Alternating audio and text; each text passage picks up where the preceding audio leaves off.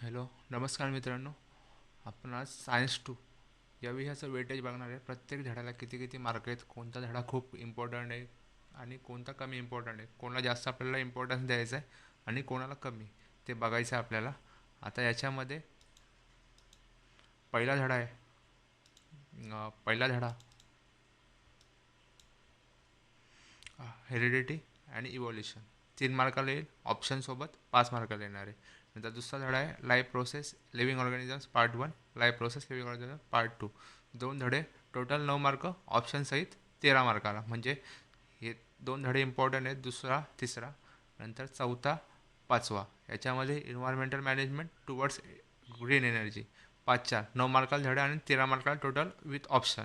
आणि नंतर बाकीचे सगळे धडे आहेत. Animal classification, introduction of microbiology, cell biology, social health, disaster management, हे धडे आहेत ते 4 4 मार्काला. आणि शेवटचा धडा आहे तो 3 मार्काला येणार आहे.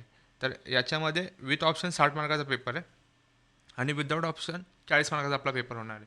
तर याच्यामध्ये जाणारे मार्क आहेत एम सी क्यू, म्हणजे ते इम्पॉर्टंट आहेत. म्हणजे प्रत्येक क्वेश्चन त्याला आपल्याला ऑप्शन नाही आहे, तो सोडवायचाच आहे.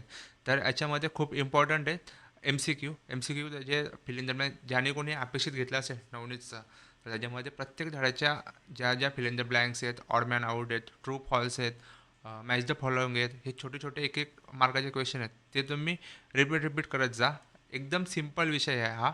आणि याच्यामध्ये आपल्याला गिव्ह रिझन, ज्या धड्याला आतापर्यंत जितके पेपर झाले आहेत आपले, त्याच्यामध्ये ज्या धड्यातले स्टार केलेले आहेत पेपर, म्हणजे स्टार केलेले आहेत गिव्ह रिझन, तेच रिपीट होतात. म्हणजे ज्या धड्याला स्टार केलेले गिव्ह रिझन आहेत त्यातलाच येईल, त्याच्या बाहेरचा कुठला येणार नाही. तर असा आपल्याला अभ्यास करायचा आहे. परत आपल्याला डायग्राम्स फॉलो करायचे. ॲनिमल क्लासिफिकेशन, याच्यामध्ये क्लासिफिकेशनसाठी ॲनिमल्स कोणत्या किंगडम आहे ते सगळं ओळखायचं आहे, त्याच्यामध्ये येतं. तर पहिले 6 धडे आहेत ते तुम्हाला पाठ करायचे आहेत. नंतर 7वा 8वा 9वा 10वा हे तुमच्या स्वमत, जसं क्वेश्चन असतं मराठीमध्ये त्या टाईपचे क्वेश्चन आहेत. ते आपण तुम्ही ठोकून लिहू शकता. म्हणजे तुम्हाला काय वाटतं त्याबद्दल ठोकून, म्हणजे त्या रिलेटेड लिहायचं आहे, वेगळं काही लिहायचं नाही आपल्याला.